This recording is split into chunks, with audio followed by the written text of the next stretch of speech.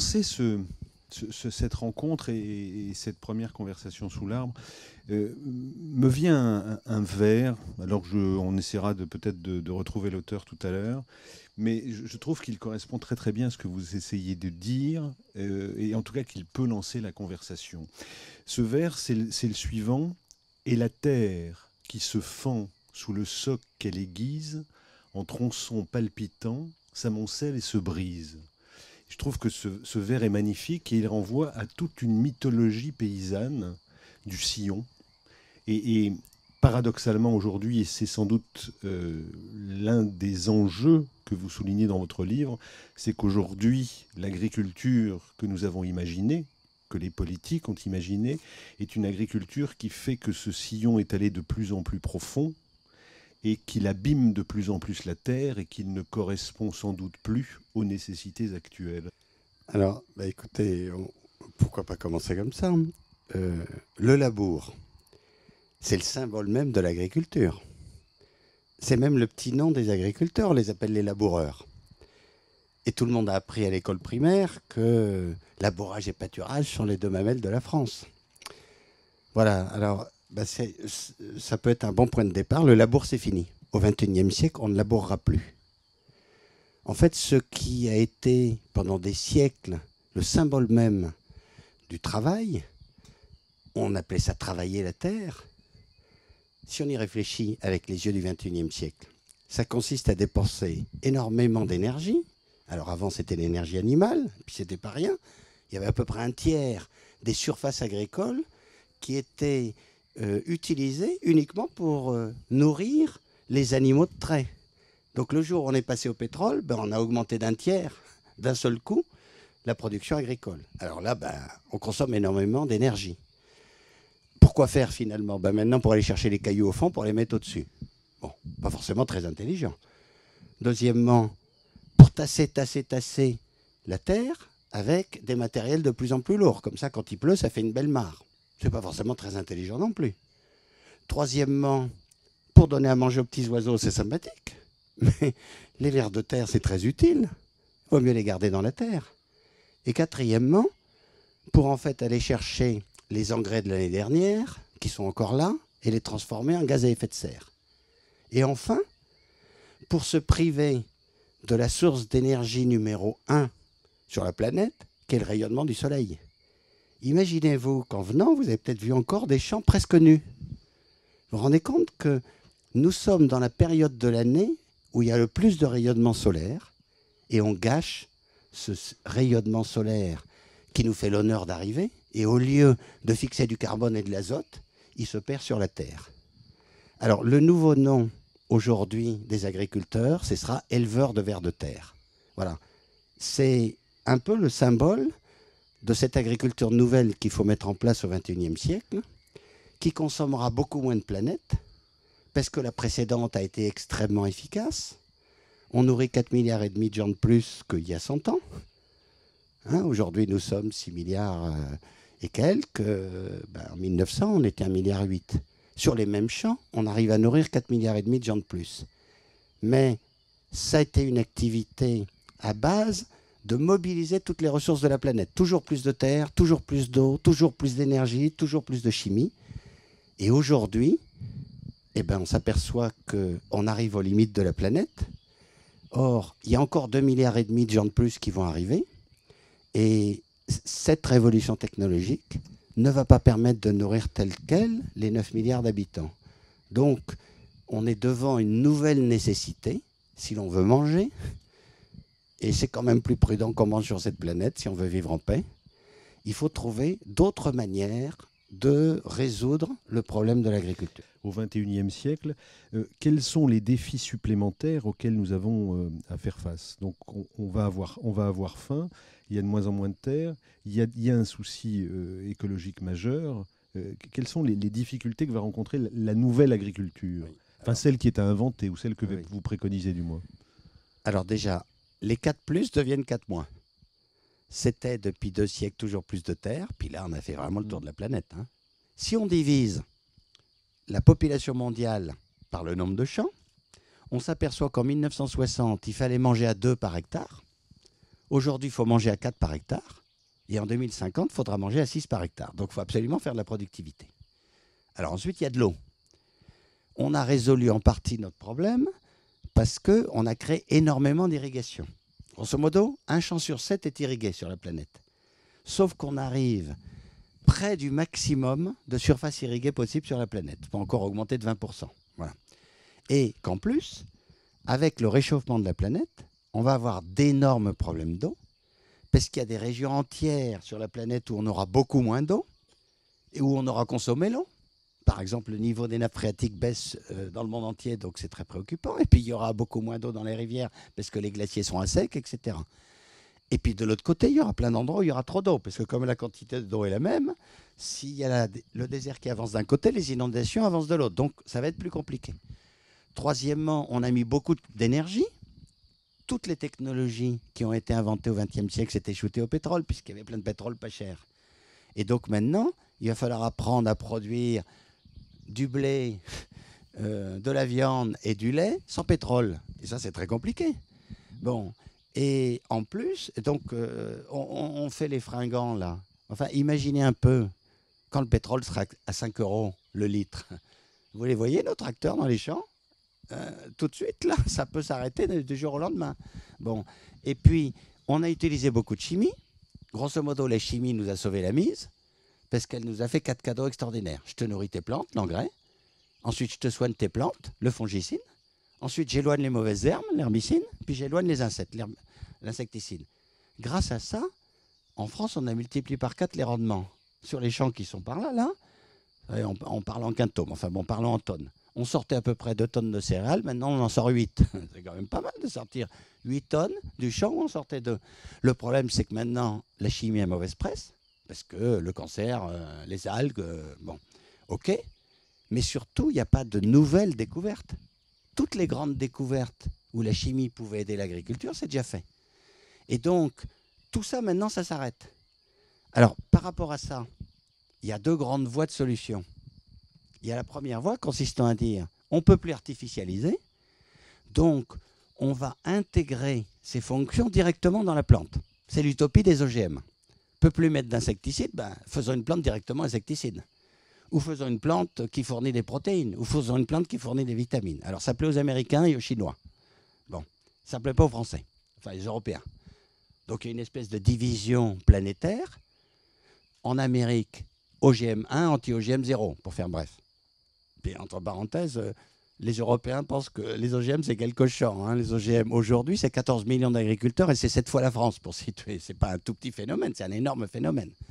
Donc, bon, au moins, les Américains essayent de ce côté-là. Alors, ils n'essayent pas de notre manière à nous. Hein. Nous, on n'aime pas les grandes multinationales. Bon, entre parenthèses, si on n'aime pas ça, il n'y a qu'à faire de la recherche publique. Hein. Enfin bon, je ferme la parenthèse. Alors, nous, on ne veut pas.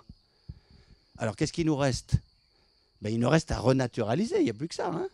Il nous reste finalement, si on fait l'inventaire, les vers de terre, les papillons, les bactéries, les champignons, les associations de plantes, les plantes avec les arbres, c'est déjà etc. pas mal, quand même.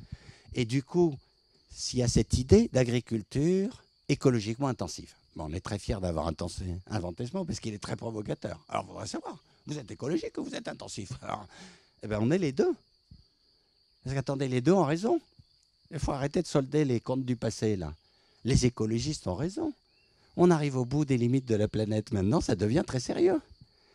Et donc le héros des écologistes a raison, c'est l'agriculteur bio. Il a raison, lui au moins il regarde ce qui se passe dans la terre. Mais excusez, on est nul en bio. Un agriculteur qui se convertit au bio, vous vous rendez compte le poids de ce mot, qui se convertit au bio, bon, enfin, peu importe. Un agriculteur qui se convertit au bio, il produit 30% de moins. Attendez, le compte n'y est pas. Il faut doubler la production agricole mondiale. Donc si on commence par reculer de 30, on est mal parti. Donc il faut les marier avec les productivistes. Alors les productivistes ont raison. On a une humanité sur les bras. Il faut quand même se la nourrir. Donc il faut marier l'idée de la nature et l'idée de la production. Et donc par exemple, on a laissé tranquille les vers de terre. Maintenant, il faut les faire travailler. D'où cette idée de dresseur de vers de terre. Regardez, il faut imaginer, quand vous voyez un champ avec des vaches, il y a plus de poids de vers de terre dessous que de vaches au-dessus. Et puis alors c'est génial, ils ne sont pas syndiqués, ils travaillent le 1er mai, ils travaillent la nuit et le jour. Maintenant, il va falloir les faire turbiner, quoi. Il faut arriver à trouver des combinaisons de la nature qui permettent de produire plus en artificialisant moins. Et après tout, c'est un défi sympathique. Rendez-vous dans 20 ans. Est-ce que c'est les Américains qui vont nous sauver la mise avec leurs OGM ? Ou est-ce que nous, on va trouver une nouvelle voie avec l'agriculture écologiquement intensive ? Moi, je trouve ça très sympathique. Rendez-vous dans 20 ans. Quand vous parlez du monde paysan, vous dites que ce qui l'a fait survivre face à cette adversité qui consistait à ensemencer la terre, à récolter malgré les intempéries, vous dites que c'est l'entraide et que c'est l'organisation. Et vous dites qu'aujourd'hui, les paysans sont des gens qui sont brimés ou qui sont... vous écrivez ceci, par exemple. Les grandes surfaces ont joué un rôle très important de captation des efforts de productivité de la campagne vers la ville. On a vu plus haut que depuis la Seconde Guerre mondiale, la productivité moyenne de l'agriculture a augmenté de façon tout à fait spectaculaire en France, mais le rapport de force entre les producteurs et les acheteurs a été tel que l'augmentation du niveau de vie des agriculteurs, bien que réelle, a été constamment limitée. Autrement dit, ces gens qui savent s'entraider, qui savent s'organiser, sont brimés par des plus puissants qu'eux. Alors bon, on parlait de Monsanto, parlons de la France. Vous savez combien il y a d'acheteurs de nourriture en France ? 5. Il y a 5 acheteurs de nourriture qui achètent 70% de la nourriture. Les 5 acheteurs des grandes chaînes de supermarchés qui eux-mêmes sont reliés entre eux. Il y a 600 000 agriculteurs. À votre avis, c'est qui gagne, comme dirait mon fils ? Bon, alors, les agriculteurs, pourtant, ils ont créé des organisations extraordinaires. Il y a des coopératives maintenant qui rassemblent 10 000, 15 000, 25 000 agriculteurs. Mais à côté de Carrefour, d'Auchan et de Leclerc, c'est rien. Bon, alors ensuite, ils ont fait des industries. Mais même ça, c'est rien à côté des grandes chaînes de distribution.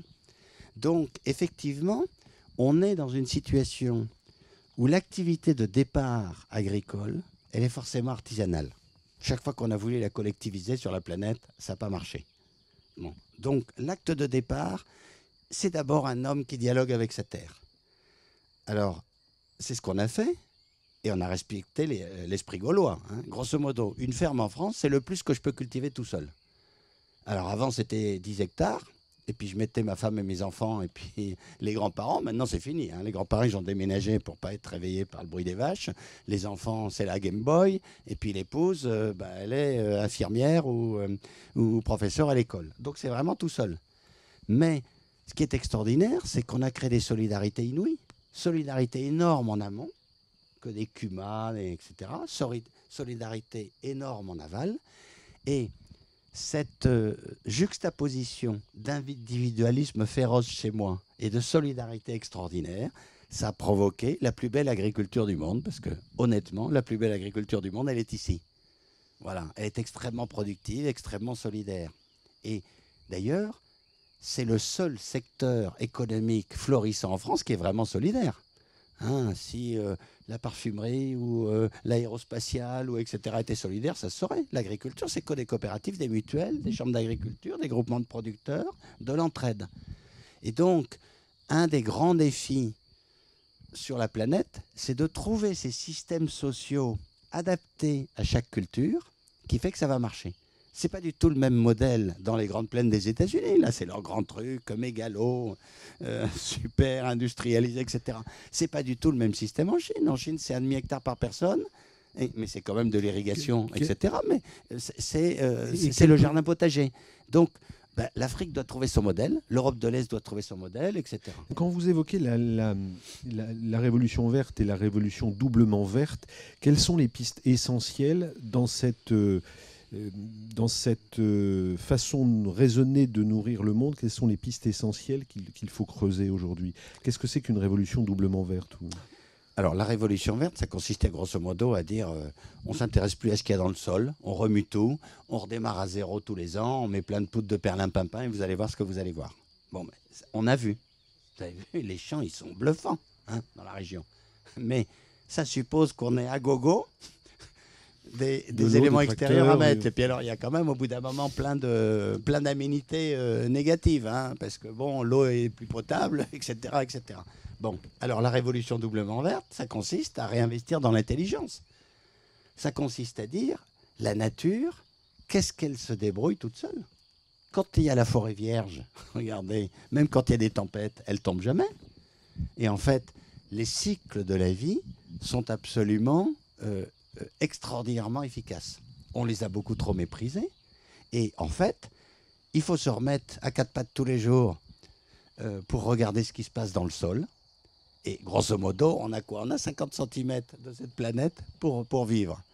Et donc, il se passe des choses inouïes dans le sol. Et à force de remuer la terre, sans trop réfléchir à ce qu'il y avait, on s'est condamné à faire de l'artificialité. Maintenant, il faut bien comprendre ce qui se passe. Il n'y a pas de raison qu'on ne trouve pas des choses. Parce que, par exemple, il va falloir associer les plantes. Si vous mettez dans le même champ une plante qui a des racines très profondes et une qui a des racines en surface, pas vu, pas pris, elles peuvent pousser ensemble.